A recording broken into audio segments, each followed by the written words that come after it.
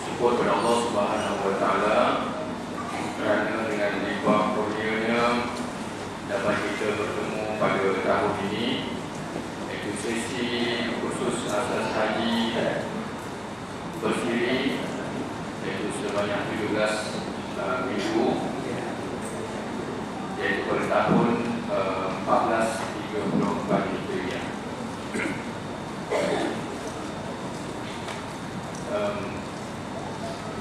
Alhamdulillah, segala hari juga saya akan bertemu dengan tuan-tuan dan puan-puan, bakal haji hajah ataupun duyuf rahman, bakal tetamu-tetamu Allah yang menjadi salah satu daripada kewajipan kepada kita untuk melaksanakannya sebagai rukun Islamnya. Dan seperti biasa untuk kuliah asas ibadah haji ini, kita biasanya akan memulakan dengan ucapan zikir ataupun ucapan tahmidiyah, ya, untuk sama-sama kita merasai, kita membiasakan, dan kita akan lihat beberapa falsafah ucapan zikir itu diucapkan supaya sama-sama kita memahami dan kita bersedia untuk menjadi tetamu Allah yang memang dialu-alukan kehadiran Sultan Arabnya. Jadi untuk ucapan tahmidiyah ini, kita akan baca ya tahmidiyah ini tuan-tuan. Biasanya tuan-tuan sudah pun dengar melafazkan ya untuk ucapan ini, ataupun ada bakal-bakal haji dan hajah sekalian yang pernah menaikkan ibadah umrah sebelum ini ya. Jadi kita baca Bismillahirrahmanirrahim. Labbaik Allahumma labbaik, labbaik la syarika lak labbaik, innal hamda wal ni'mata laka wal mulk la syarika lak. Labbaik Allahumma labbaik, labbaik la syarika lak labbaik, innal hamda wal ni'mata laka wal mulk la syarika lak. Labbaik Allahumma labbaik, labbaik la syarika lak labbaik, innal hamda wal ni'mata laka wal mulk la syarika lak. Alhamdulillah ya, kita telah pun bersama-sama mengucapkan ucapan tahmidiyah yang mana ucapan tahmidiyah ini nanti kita akan lihat sebagai ucapan alu-aluan, kita masuk ke dalam suci Mekah ya. Dan untuk mukadimah pada pagi ini tuan-tuan ya, untuk pertama kali saya hadir ke Masjid Al-Masriyah Sitiawan ini, saya eloklah saya rasa untuk saya taruh dengan tuan-tuan perempuan ya. Dan ada sebahagian tuan-tuan perempuan ni ada yang saya sudah kenali ya, berasal dari kampung ya, daripada pengajian dan sebagainya. Kita sudah pun kenal antara satu sama lain. Jadi saya mulakanlah ya sesi ta'aruf untuk pagi ini. Saya anak hukum Islam, saya saudara Islam dengan tuan-tuan. Nama saya Ahmad Junaidi bin Muhammad Said. Saya Ahmad Junaidi bin Muhammad Said, anak kelahiran daripada Batu Sembilan Kir, Sitiawan Perak. Saya hidup di Batu Sembilan Kir sekarang, lahir pun di Batu Sembilan Kir juga tempat kelahiran saya. Dan saya belajar sekolah rendah di Batu Lapan Kir, kemudian sekolah menengah melanjutkan pelajaran ke sekolah Mahad Al-Ihya Syarif Gunung Semangkul, Perak, Taiping. Kemudian datang bersekolah di sekolah menengah Batu Sepuluh Kir. Setelah masuk sekolah menengah Batu Sepuluh Kir, saya melanjutkan pelajaran ke Indonesia, Sekolah Agama Indonesia, untuk mempelajari sijil tinggi agama dan seterusnya saya lulus dan terus melanjutkan pelajaran di Universiti Al-Azhar Mesir dalam jurusan tafsir Usuluddin tahun 95 hingga tahun 2000. Tahun 2000 saya pulang dan bekerja di Ma'had Islamiah Adiniyah Batu Sulkir sebagai guru agama di sekolah tersebut dulu. Kemudian masuk KPLI ketika itu di Bangi, MPI Bangi. Kemudian pulang habis saja setahun diploma pendidikan, terus mengajar di sekolah menengah Batu Sulkir, tempat saya belajar dulu. Dan daripada sekolah Ma'had, sekolah agama tidak ke sekolah menengah Batu Sulkir, sebelah saja. Dan dan saya tugas sekarang ini di sekolah itu sebagai guru Al-Quran, mengajar pendidikan Islam dan Al-Quran di sekolah itu dan bahasa Arab. Dan kemudian dalam bidang haji ini saya sudah pun masuk tahun yang ke-9 sebagai penceramah daerah tabung haji, iaitu 4 tahun yang pertama saya mengajar di Masjid Al-Khairiyah Batu Sulkir. Kemudian 4 tahun yang kedua, fasa yang kedua, saya mengajar di Masjid An-Nawawi Pekalan Baru 4 tahun.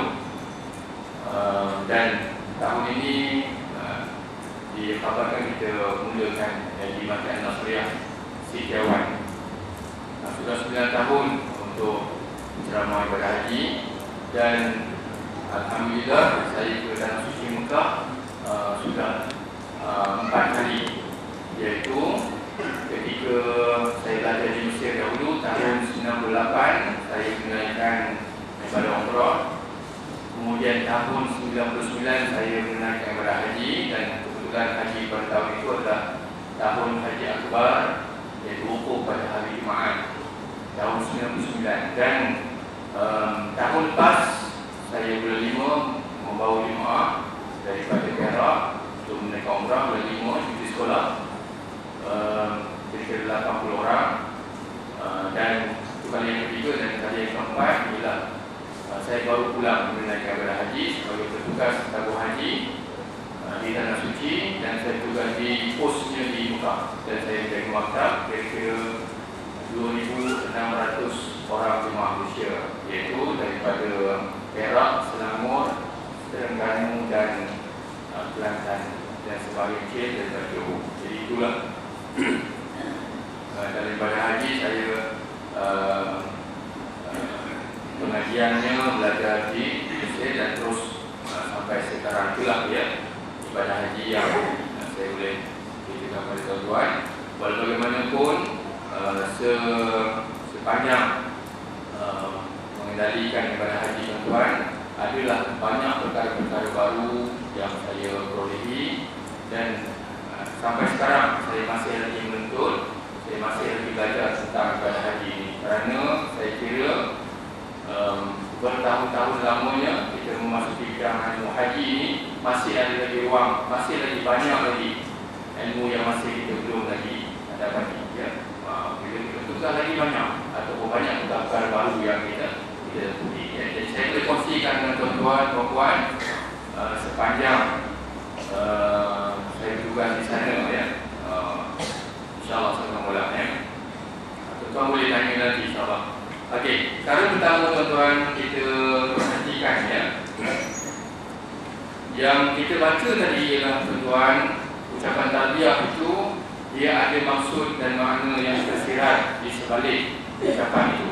Labbaik Allahumma labbaik ya. Labbaik Allahumma labbaik maksudnya ialah ya, kalau dilihat ya Allah ya, yang kedua tuan-tuan manusia menyambut ya, bila Allah SWT hamba datang, labbaik Allahumma labbaik, hamba datang. Kita nak masuk ke tanah suci Mekah, tanah haram, menyambut panggilanmu ya Allah ya, hamba datang menyambut panggilanmu, hamba datang menyambut panggilanmu. Labbaik Allahumma labbaik, labbaik la syarika lak labbaik. Itu yang diulang Kemudian Tuhan yang tidak ada sekutu bagimu, hamba-Mu datang menyambut panggilan-Mu. Sesungguhnya segala pujian, nikmat dan pemerintahan segala adalah kepunyaan-Mu, tidak ada sekutu bagimu sesuatu pun. Jadi ucapan itu kita ucap, ya, kita ucap, kita datang menyambut panggilan, ya, Allah Subhanahu Wa Taala. Sesetengah di kalangan kita ada yang bertanggapan, yang beranggap bahawa menunaikan ibadah haji ini adalah berpandukan keuangan semata-mata. Yang mana tidak, tuan. Kita datang menunaikan ibadah haji, kita dipanggil oleh Allah Ta'ala ke tanah suci Mekah hanya kerana pilihan daripada Allah. Allah Ta'ala pilih kita berdasarkan kepada kesucian hati kita, kesungguhan kita dan sebagainya. Jadi oleh kerana itulah tuan, pada sesi yang pertama dan sampai ke sesi yang ke-17 nanti, sebenarnya kita sedang melangkah untuk menyambut panggilan Allah Subhanahu Wa Taala. Allah Ta'ala sedang menunggu tetamu daripada kita semua. Dan sekiranya Allah Ta'ala memilih kita sebagai tetamunya pada tahun ini, maka bersedialah kita dengan sepenuh jiwa dan raga kita. Dari segi fizikal kita, dari segi rohani kita, kita kena bertaubat selalu, kita perlu bersabar dalam proses kita menghadapi kita menjadi tetamu Allah Subhanahu Wa Taala ini. Memang banyak cabarannya. Jadi perkara pertama tuan-tuan, yang kita sama-sama kita hadiri kuliah ataupun kita datang ke suasana ni, kita sucikan diri kita. Kita banyakkan istighfar, kita mulakan daripada sekarang. Jangan sampai kita tunggu tuan-tuan, kita dah sampai masuk ke tanah haram Mekah. Bila kita dah masuk nanti, baru kita nak bersedia contohnya dengan berbagai urusan. Jadi pada ketika itu sebenarnya kita telah pun, ya, dalam keadaan begitu kita tidak boleh berpatah balik lah. Ya, pada ketika itu Allah akan menguji kita dengan lebih dahsyat dan lebih banyak perkara yang Allah Ta'ala turunkan kepada kita. Jadi pada ketika sekarang inilah tuan, yang kita sama-sama cuba bersedia. Kalau sekiranya perkara ibadah kita makin longgar, kita perkemaskan ibadah kita, ya. Kemudian bila tuan-tuan kita baca labbaik Allahumma labbaik, labbaik la syarika lak labbaik, kita ucap itu, Allah Ta'ala sebenarnya menjawab panggilan kita. Sebagaimana tuan-tuan dalam mana-mana ibadah, sekiranya kita melakukan solat sebagai contohnya, kita baca Alhamdulillahirabbil alamin, hamadani abdi, Allah jawab. Sekali kita baca Alhamdulillahirabbil alamin, Allah jawab, hamba-Ku puji kepada Aku. Kemudian baca ayat seterusnya, Allah jawab lagi. Setiap ibadah yang kita lakukan, Allah Ta'ala ada sentuhan di situ. Begitu juga dengan ibadah haji tuan-tuan. Kita baca labbaik Allahumma labbaik, ucapan itu Allah Ta'ala jawab.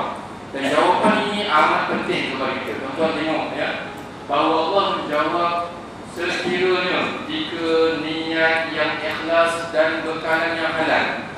Jawapan Allah Ta'ala itu ialah seruan kamu diterima dan bahagialah kamu. Allah Ta'ala bahagialah kamu dalam perjalanan. Dalam perjalanan kita menunaikan ibadah haji ini, perjalanan kita itu Allah Ta'ala redha, Allah Ta'ala bahagiakan kamu. Bekalan kamu itu halal, kenderaan tunggangan kamu halal, dan haji kamu mendapat haji yang mabrur, tidak ditolak sama sekali. Itu sekiranya harta benda yang kita gunakan untuk melaksanakan ibadah haji itu daripada hasil yang baik. Begitu juga dengan fizikal kita daripada hasil yang baik. Begitu juga dengan rohani kita, persiapan hati kita untuk, ya, berdepan dengan tetamu Allah Subhanahu Wa Taala. Kita akan berkumpul ramai-ramai ketika itu. Berbagai-bagai cubaan, godaan masa berada di melakukan ibadah haji dan umrah. Tuan-tuan, kalau biasa tuan-tuan pergi melaksanakan ibadah umrah, masuk ke tanah haram Mekah, tuan-tuan masuk itu boleh dikatakan ibadah umrah ini 1/5 keperitan kesukarannya. Jadi panasnya, tetapi ada 4/5 atau 5/5 kesukaran haji itu berbanding dengan umrah perlu kita temui. Maknanya ada 4 kali ganda lagi sukar melaksanakan ibadah haji itu.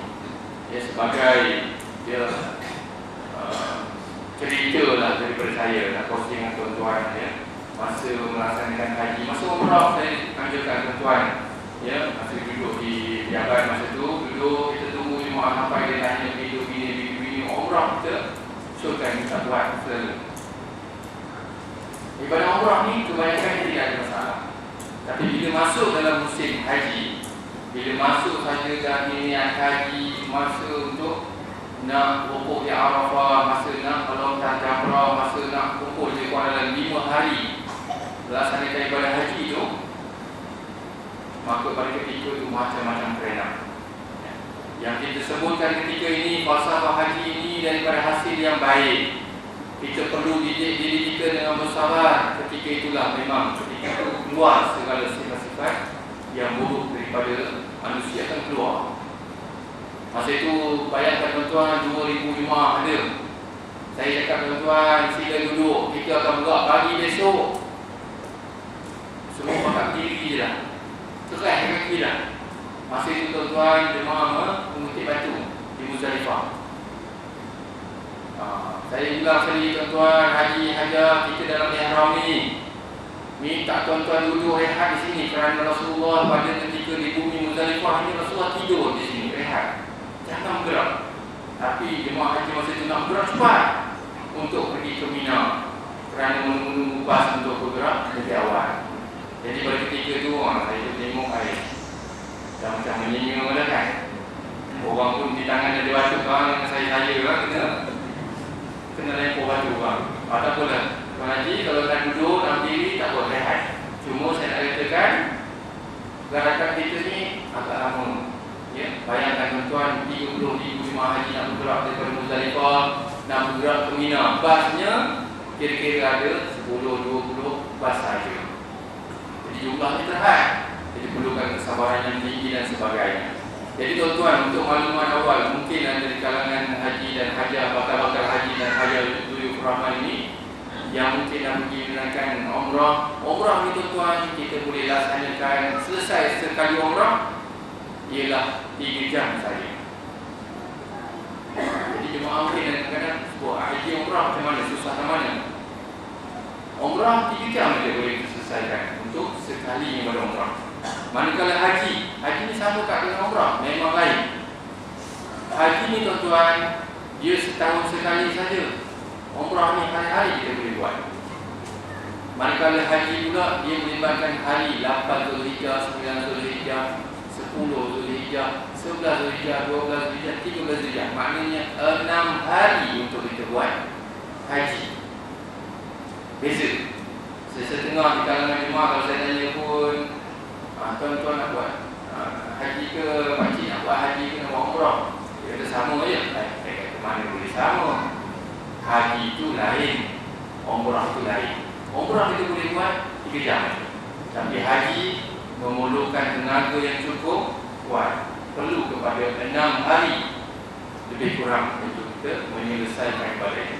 Mungkin kita ada sesi yang panjang nanti insya-Allah pada minggu-minggu akan datang. Kita akan ceritakan macam mana kronologi ataupun susunan atur tentang melakukan ibadah haji itu sebagai usulnya ya.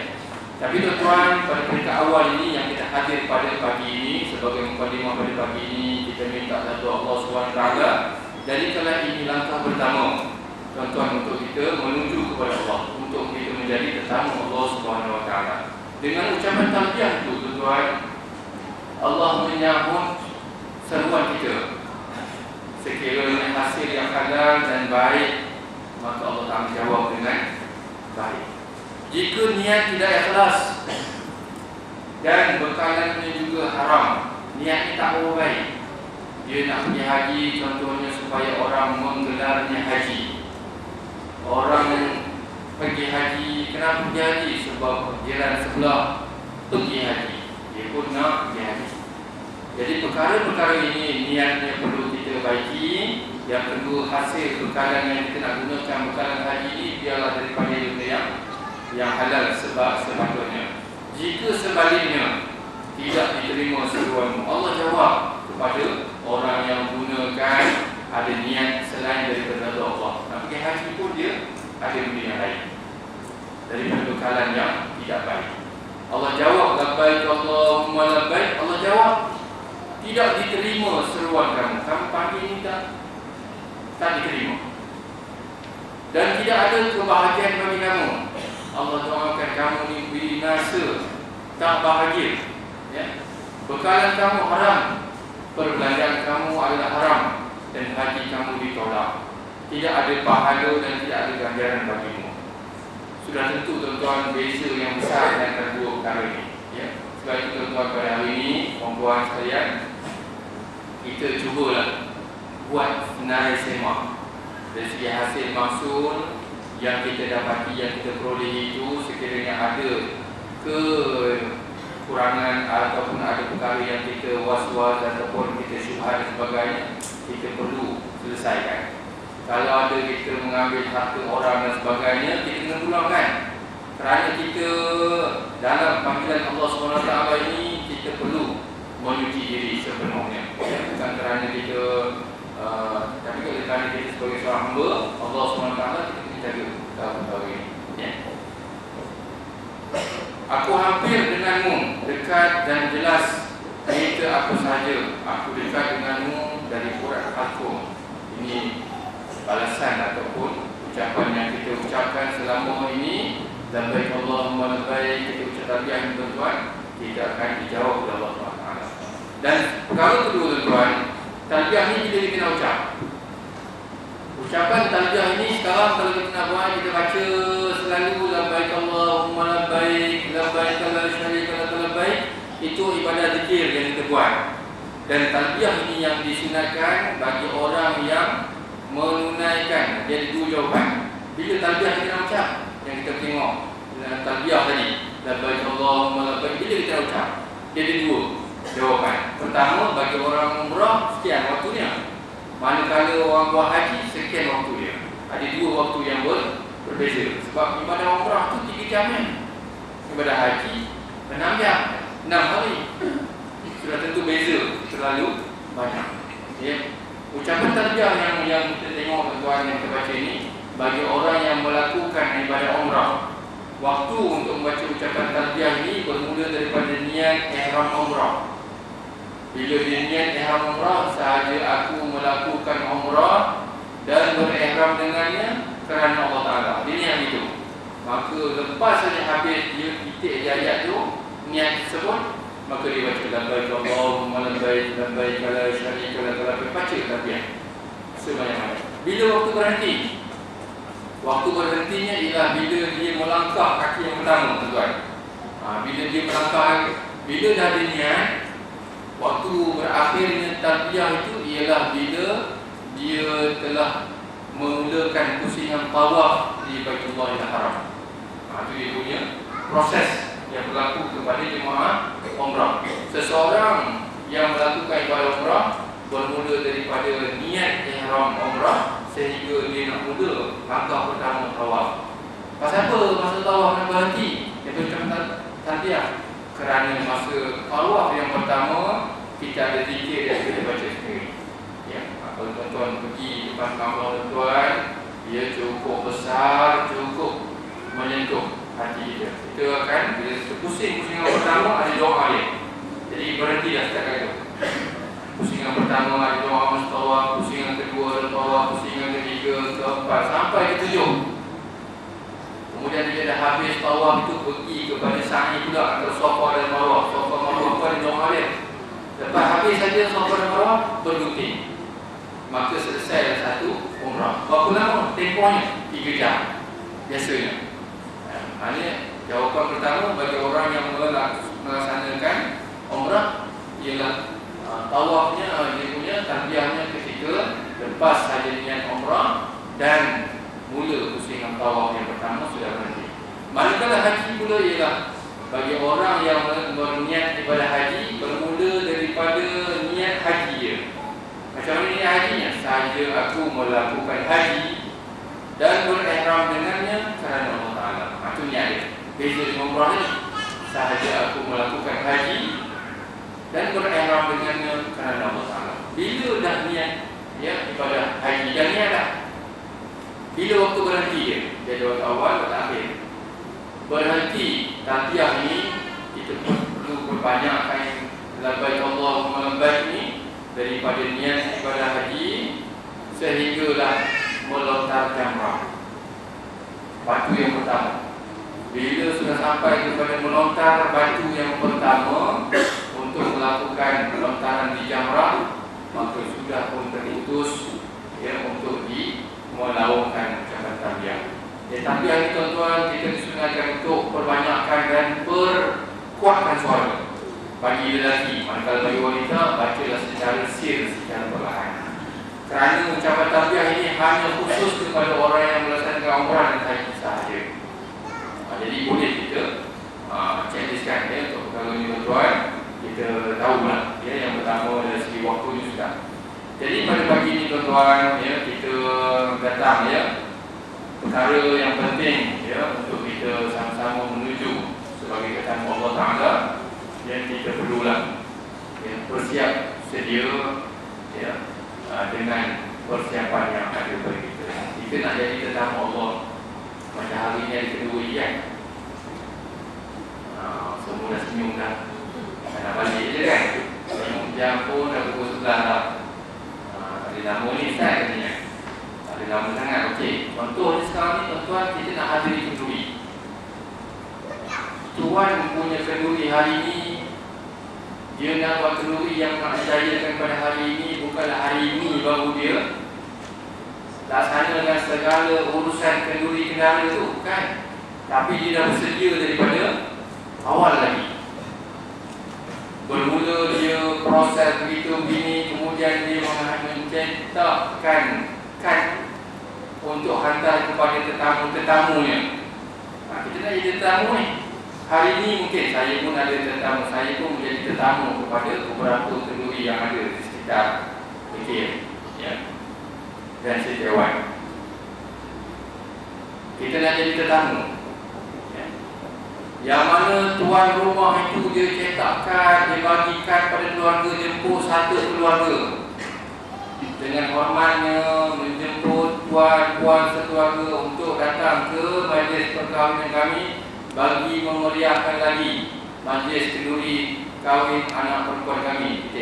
Contohnya, yang mana Allah SWT nak mencari tetamu ini, Allah dah bagi dah watikah itu kepada tuan-tuan. Allah cari dah, bukannya manusia yang cari, Allah Ta'ala yang pilih. Yang dapat surat untuk menjadi tetamu Allah SWT, tuan-tuan jawablah untuk pergi menemui Allah SWT dan cuba perbaiki. Dalam masa yang sama kita cubalah, kita cuba perbaiki diri kita, perbaikilah amalan kita, dan banyak lagi sebenarnya tip-tip kalau berada di sana tuan-tuan. Dari masa ke semasa nanti kita boleh bawa yang sama lah. Okey, kemudian yang kedua ni, ibadah haji merupakan puncak ketaatan. Mana buktinya tuan-tuan? Kerana rukun Islam 5 perkara itu terletak yang kelimanya ialah menunaikan haji bagi yang berkemampuan. Rukun yang kelima, puncak. Tuan-tuan, kalau sekiranya ibadah puasa dalam rukun Islam tu, ibadah puasa ialah ibadah badaniah, dipanggil ibadah badan. Kalau badan tak sihat, boleh buka puasa. Perlu badan yang sihat. Kemudian ibadah zakat dinamakan ibadah maliyah, ibadah harta. Manakala ibadah haji ni tuan-tuan ialah ibadah yang merangkumi semua ibadah. Ibadah solat, penyucian diri, harta perlukan 10,000 sekurang-kurangnya, dan yang ketiganya kesihatan badan perlu kepada orang untuk menunaikan ibadah haji. Memang perlu. Bayangkan tuan-tuan, kemampuan tuan-tuan sebab itu dalam sesi kursuasan ni ada senaman kan. Biasanya memang ada senaman. Kerana baru ni tuan-tuan saya pergi bertugas tu,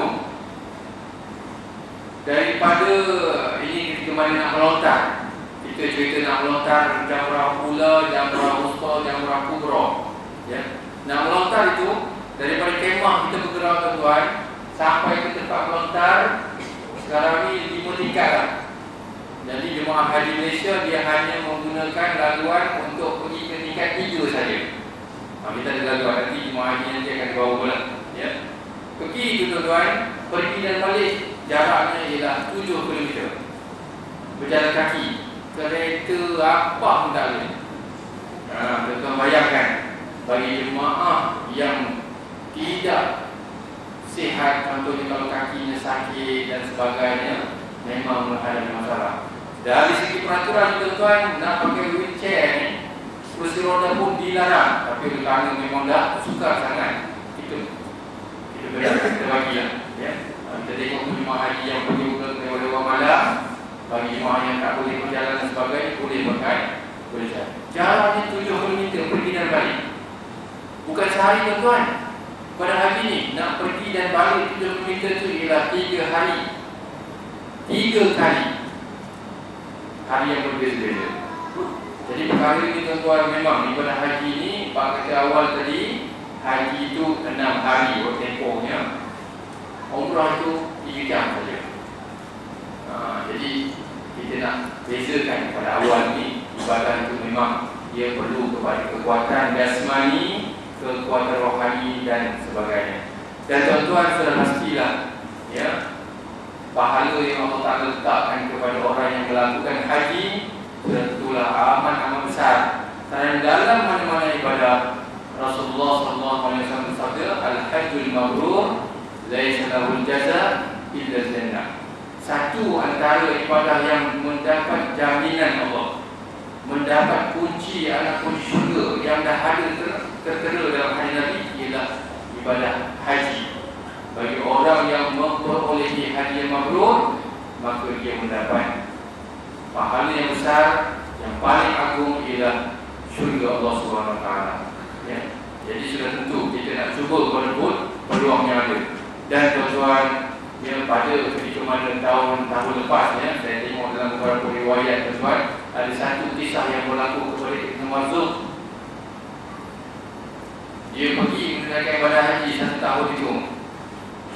Kemudian dia tertidur di kota Mina, tempat melontar jamrah. Dia tidur di Mina itu, tiba-tiba dalam tidur itu dia bermimpi 2 malaikat daripada langit turun ke bumi dan berbual di antara 2 malaikat ini. Malaikat pertama berkata kepada malaikat kedua, berapakah jumlah tahun ini jemaah haji dunia pada tahun ini, berapa jumlahnya? Malaikat kedua kata jumlahnya 600,000 ramai-ramai. Zaman dulu ni, ya.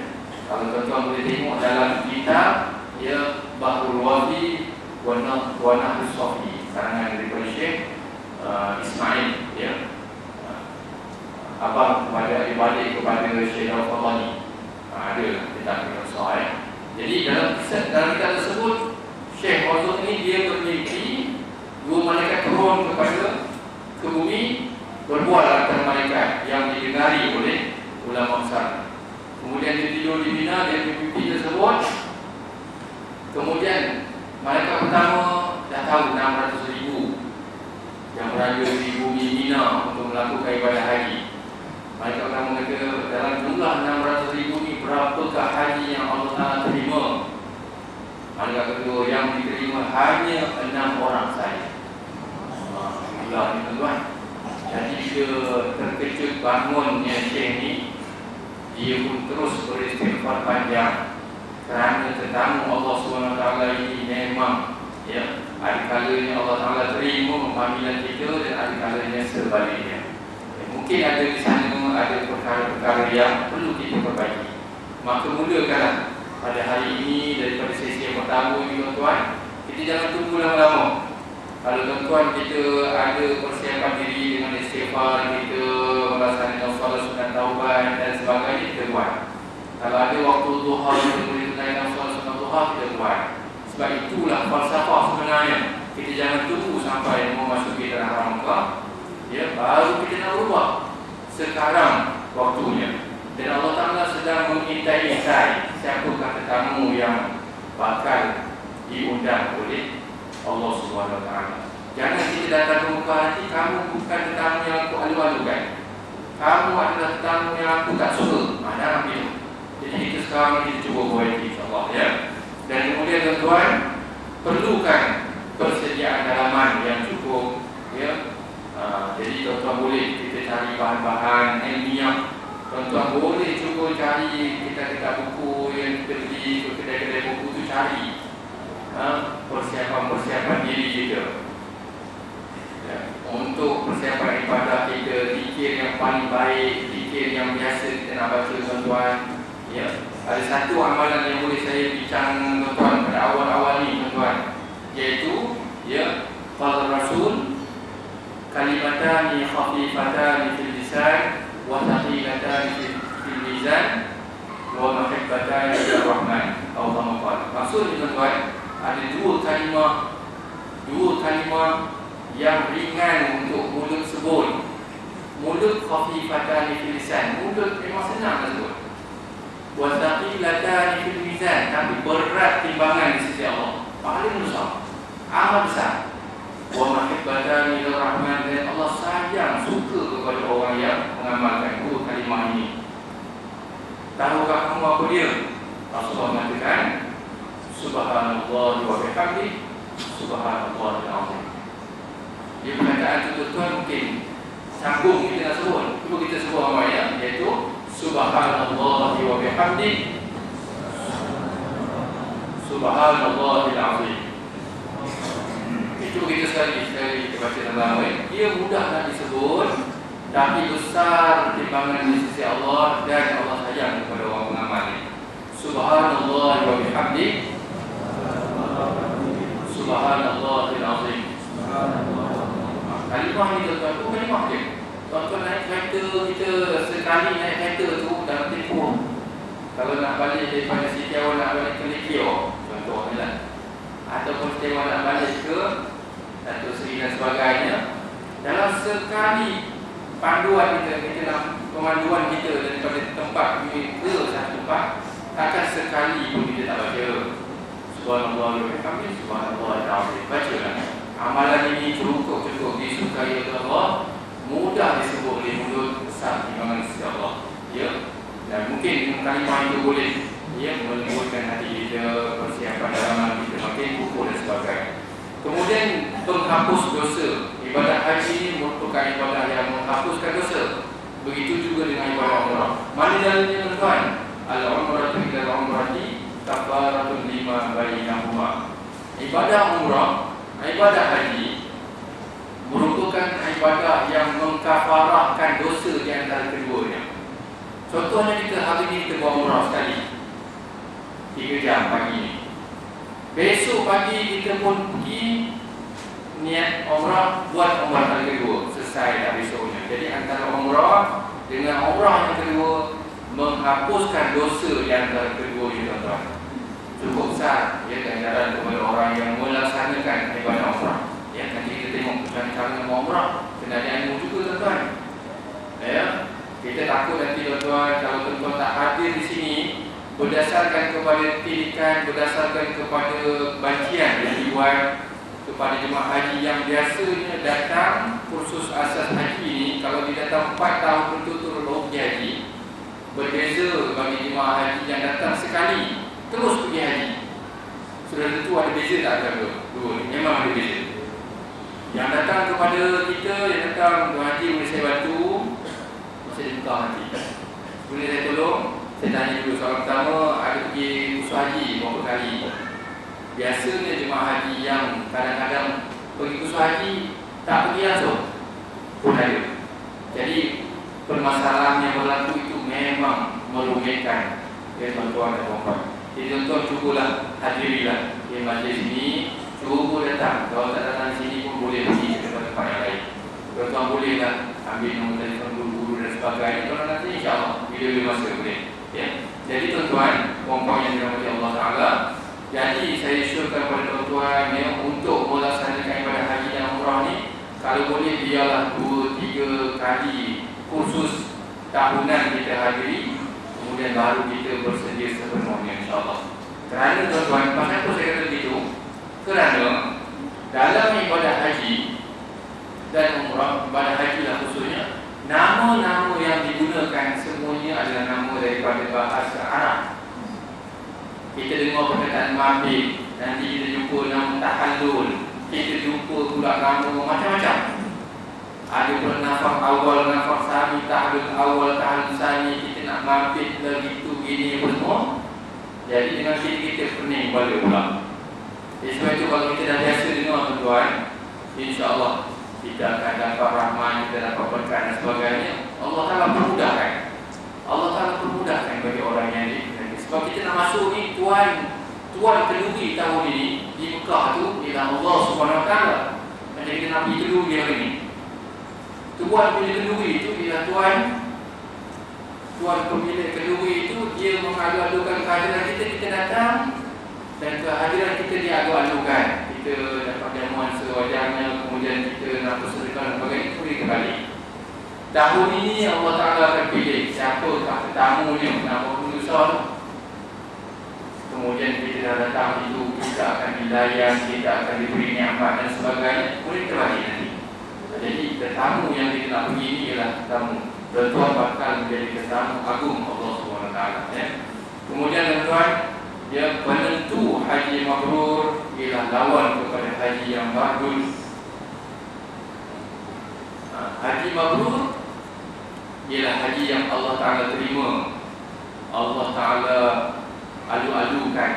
Ya, yang saya cerita tadi 600,000, 6 orang haji mabrur. Bayangkan tuan, peratusannya terlalu sedikit. Masakan dia 6 hari itu tuan-tuan, kita bergulungan dengan nafsu yang ada pada kita. Kita akan tengok jemaah, kita akan tengok sesiapa sahaja yang menjadi tetamu Allah SWT, dia akan keluar sifat-sifat semula jadinya. Mungkin sehari hari pertama dia bertahan lagi, masuk hari yang kedua, hari yang ketiga dia mula tak tahan dah. Dia agak panas, dia tengok tempat juga tak berapa selesa, kemudian berdebu, tempat tidurnya penuh air macam-macam berlaku kepada jemaah. Jadi perlukan kebersabaran dan sebagainya. Ya. Jadi penentuan kepada haji mabrur ialah milik Allah SWT. Ya. Jadi kita sama-sama cuba berikhtiar. Tuan-tuan mulai sekarang ini, tuan-tuan carilah zikir, doa dan yang sebagainya. Doa nak dapat haji mabrur ni ada kena mula sekarang. Allahumma ja'alni hajjan mabrura wa sa'yan mashkura wa dhanban maghfura wa 'amalan salihan maqbula wa tijaratan lan tabur. Amalan ini, doa ini memang kita kena baca. Tuan-tuan, kalau dah ada terlintas dalam diri kita untuk menjadi tetamu Allah SWT, kita kena baca doa ini. Nanti mungkin kita akan tunjuk dan tidak. Allahumma ja'alni hajjan mabrura. Saya rasa tuan-tuan pun dah hafal kan? Kita baca sama-sama. Allahumma ja'alni hajjan mabrura wa sa'yan mashkura wa dhanban maghfura wa 'amalan salihan maqbula wa tijaratan lan tabur. Doa ini sebenarnya bukan dicipta oleh ulama, Rasulullah baca. Kalau Rasulullah baca tuan-tuan, kita ambil doa itu, kita amalkan. Dengan kekuatan lidah Rasulullah SAW itu menjadi kekuatan yang tersendiri. Moga-moga kita dapat, ya, insya-Allah haji yang mabrur, yang lawan dia mardud, Allah Taala tak terima, tak pandang pun, ya, ditolak sama sekali. Jadi, ya, kesan dikuasai oleh jiwa yang kotor, ya. Okey. Hikmah dan falsafah haji. Jadi masa yang kita dari tuan-tuan, yang banyaklah perkara-perkara hikmah dan falsafah masa kita melaksanakan ibadah haji. Pengorbanan yang pertama ni tuan-tuan. Jadi tentu kita dah terpaksa mengeluarkan duit yang banyak. Ya, nak pergi sana keluarkan duit yang 10,000.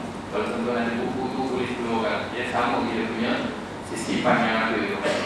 Kita keluar 10,000. Kalau 10 orang lain 10,000 banyak tu. Ya. Kalau aku buat gini, dapat gini, tapi pergi punya haji, habis setahun. Kita tempoh beberapa hari saja, 40 hari, habis. Maksudnya setengah di kalangan kita ada yang beranggapan hidup duit adalah segala-galanya. Allah Ta'ala berfirman kepada kita, ya, wala yahsabanna alladhina yabkhuluna bima atahumullahu min fadli. Jangan kamu kedekut, jangan kamu berkira dengan nikmat yang Allah Ta'ala berikan kepada kamu. Allah cakap dengan kita tu, jangan kamu kedekut.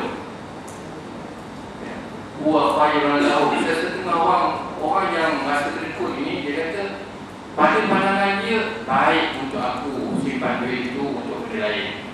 Bal huwa syarrun lahu. Allah kata kepada mereka ini, bahkan buruk kepada kamu. Saya bawahu nama bakhilu bihi yaumal qiyamah, akan dikalungkan di atas leher kamu benda yang kamu bakhilkan. Allah Ta'ala nanti di pada masyarakat, tuan, apa benda yang kita terikut itu, yang diminta kita tak bagi, apa yang patut kita buat kita tak selesaikan, kita tak pulangkan kepada Pak dan sebagainya, Allah akan kalungkan pada tubuh badan kita dengan nikmat yang kita terikut itu. Saya bawahu nama bakhilu yauman, aku akan kalungkan bagi susah kepada orang yang terikut. Jadi itulah perlukan kepada pengorbanan kita semua untuk melakukan ibadah. Yang kedua ialah satu cita-cita tuan-tuan, lakukan ibadah haji. Dan yang ketiganya persamaan dengan pakaian kita sama, dengan satu ibadah kita, dengan satu tuju kiblat kita, tuan-tuan. Kemudian yang keempat, dugaan di sana memang amat menyusahkan kita. Yang khususnya tuan-tuan, kita di Malaysia ni biasanya suhu kita dalam tempoh dalam biasanya 36, 37 darjah Celsius. Sana tuan-tuan, Ramadan yang sudah saya pergi 48 darjah Celsius. 48 darjah Celsius kita kena bertolak setiap waktu tuan-tuan masuk Masjidil Haram balik. Kemudian duduk pula untuk hotel ni di mana? Bukannya 200, 300 meter tuan-tuan. Jaraknya ialah kira-kira 700 km. 700 meter. 700 km jauh tuan-tuan. 700 meter. Nak pergi. Ada satu hari tu saya memang Allah Ta'ala, tuan-tuan, bila berada di tanah haram Mekah ni, setiap detik, setiap saat Allah Ta'ala didik kita, dia sentuh kita tau. Dia mungkin tuan-tuan ada rasa lah, kalau tuan-tuan pergi ke tanah haram itu, Allah Ta'ala usik kita, Allah Ta'ala dia didik kita, dia bagi maklumat, dia nak asuh kita. Satu hari itu saya pergi, waktu Zuhur, tengah hari lubang, panas. Waktu biasa 48 darjah Celsius kali 50, macam air panas itu separuh. 48 darjah Celsius. Dengan kepanasan yang dahsyat itu, berjalan 700 meter, saya pergi waktu Zuhur, saya pergi sampai dari haram tu, di pintu tu, saya tersentuh hati kita apabila saya tengok seorang bayi di bangkunya. Bayi baru dilahirkan. Saya tengok kecil sungguh. Tapi dia dengan tahap panas yang Allah takdirkan di situ lah, bumi Mekah ni memang panas sungguh. Dengan anginnya, dengan pantulan cahaya daripada lantai Masjidil Haram tu, saya rasa cukup. Bila kita tengok tu, Masya Allah, bayi tu diam ni. Tapi kita dah pergi ni, ya Allah, maknanya hati kita berbolak balik. Kali berpuluh dengan nak pergi tidak. Tengok budak tu biasa. Bila kita pergi tuan-tuan, maka dengan sentuhan tu, kita tak adalah alasan untuk pergi panen, pergi. Bila pergi tu, rupanya kita dah sampai di sana, kita berada di dalam Masjidil Haram tu, nikmat yang Allah Ta'ala beri kita dapat rasai, yang kita balik dengan puas hati kita. Syukur Alhamdulillah, Allah Ta'ala didik kita. Tengok dia punya, Allah Ta'ala susun peraturan kehidupan kita semua. Tuan-tuan pun akan hadapi. Tuan-tuan sekiranya pergi ke tanah haram Mekah ni, tuan-tuan, tak sama sekali dengan tanah halal yang kita duduk sekarang ni. Tuan-tuan, kita berada di tanah haram dalam dunia ni hanya dua tempat, tuan-tuan. Yang pertama tanah haram Mekah. Yang minta menjadi tanah haram Mekah ni ialah Nabi Allah Ibrahim AS. Ibrahim minta doa. Yang kedua tanah haram Madinah Munawwarah. Siapa yang minta jadi haram tanah haram? Nabi Muhammad SAW. Nabi Ibrahim doakan kepada bumi Mekah menjadi haram, kawasan dia cukup besar. Siapa yang solat dalam tanah haram itu 100,000 kali ganda berbanding dengan ibadah tempat lain. Siapa bersedekah di situ 100,000 kali ganda. Siapa solat di situ 100,000 kali ganda. Siapa mencuri dosanya 100,000 kali ganda. Pahala dia tuan. Benda yang besar ganjarannya, besar juga tanggungannya juga. Itu dia menceritakan. Begitu juga dengan bagi yang menawarah 1,000 kali ganda. Allah gandakan dan ya sebaliknya. Itulah. Jadi Allah Ta'ala bila kita masuk ke tanah haram ni tuan-tuan, kita di Malaysia ni semua haram satu kita kan. Pergi kedai nak cari dua halal tu. Bila yang haram yang kita kena tuju ni satu-satunya ialah tanah haram. Benda haram. Apa asal haram? Haram ni kerana banyak pantang larang berada di dalam tanah haram. Kita nak patah ke tuan-tuan, kita jalan di luar. Jalan kita lalu kita tepi kawasan masjid, tiba-tiba tengok ada pokok bunga kertas ke apa ke. Kalau di sana pokok biasa lah. Kalau di jalan tu kita nak patah. Nak mematah pokok-pokok yang tumbuh dalam tanah haram itu hukumnya haram. Dia kena biarkan. Siapa yang mematah, merosakkannya, dia kena tandang. Ada kena denda pula. Tapi bukanlah dia kena denda tu.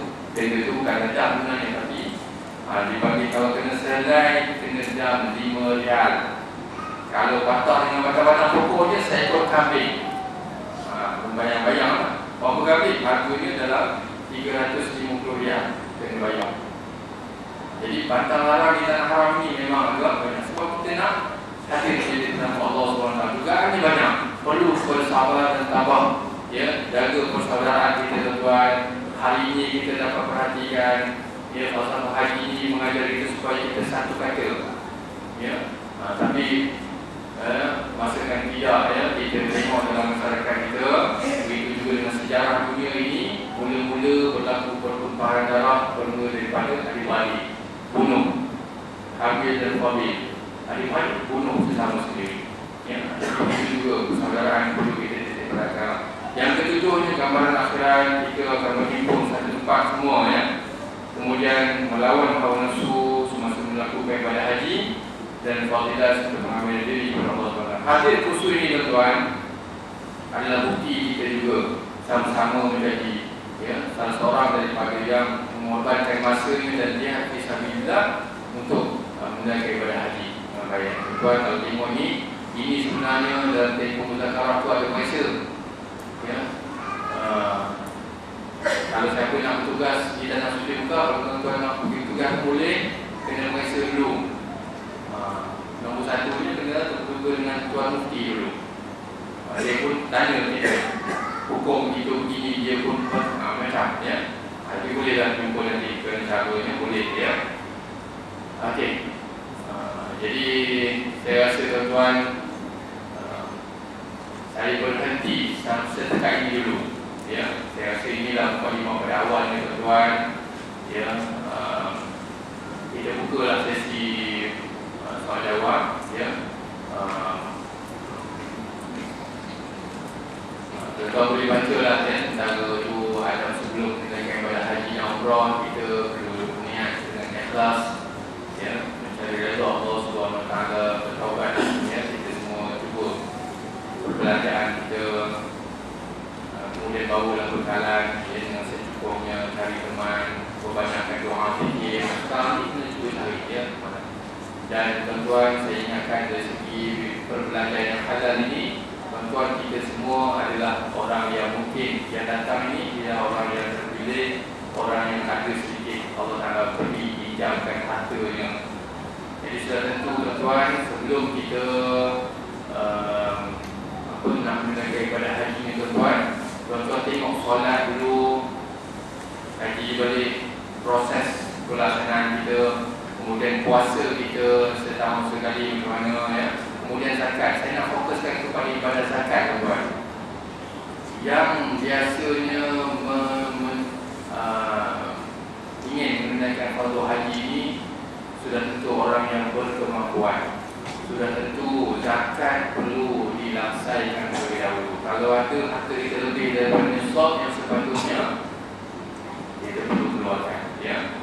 Kalau dilihat kepadanya soft sekarang ini contoh, kalau dalam bank kita ada tersimpan kira-kira jumlahnya dalam RM13,000, sudah ada 1/40 harta orang lain yang perlu kita agihkan. Ya. Jadi itu perkara-perkara yang penting ya, semasa kita cuba untuk menjadi kata Allah SWT. Jadi ada soalan tu satu dua kalau kita ni tak ada, kita boleh ulang awal lah, ya. Untuk hari ini ya, saya pun sebagai mukadimah lah ya kepada tuan-tuan. Minggu depan saya dimintalah untuk pergi ke Pahang untuk muzakarah haji ya. Keputusan haji sebenarnya dia perlu diselaraskan. Dia sampai di sana petugas-petugas ni perlu di satu pandangan. Jangan ada dalam satu bangunan tu ada banyak bukti yang berlaku dia kan. Yang dia kata begitu, yang kata begini, yang kata macam. Jadi semua kena turun, beritahu dan kita cuba selesaikan dengan satu pandangan ulama yang terpegang. Ya, jadi perlu ada muzakarah dan dulu ada saya kira lebih mohon nanti kali muzakarah di Penang ada sekali, ialah Kawi tahun lepas, tahun ini Pahang insyaAllah. Kalau diadakan, tapi insyaAllah terlebih lah. Ya. Okey, jadi saya rasa tak ada dua ya, pada awal ni tuan-tuan. Jadi boleh saya rumuskan pada pagi ini, perkara pertama yang tuan-tuan ialah haji dan umrah itu benda yang berbeza antara satu sama lain. Ya, jadi kita akan satu insyaAllah. Dan yang keduanya, sebelum kita menjadi tentang Allah, kita cuba menyemai dalam sifat dan tujuan kita ialah sifat yang mudah, sifat yang terpuji, benda-benda yang kita perlu langsaikan, hutang-hutang ataupun benda-benda yang menyebabkan rumah yang buruk dan sebagainya, cuba kita berbagi insyaAllah. Jadi saya rasa kita tutup nanti kita dengan doa yang Bismillahirrahmanirrahim. Alhamdulillahirabbil alamin, hamdan hamidin, hamdan syakirin, hamdan sabirin, hamdan yuafi ni'amahu wa yukafi madidah ya rabbana, lakal hamdu kama yanbaghi li jalali wajhika wa 'azimi sultanik. Allahumma ighfir lana ma akhtana wa ta'ammalna wa ma asrarna wa ma a'lanna wa a'lanna al-fatihah wa anta al-mu'akhir la ilaha illa anta rabbana zidna wa wasi'na rizqana wa barik lana fi rizqina waj'alna mahbuban fi qulubi mu'adhdhinan fi ilayhim waj'alna wajhan fi jawab ya kathirana wa ya hasanatan ya qabbal wa la nasal alhamdulillah alhamdulillah Wassalamualaikum warahmatullahi wabarakatuh. Jazakallahu khairan katsiran.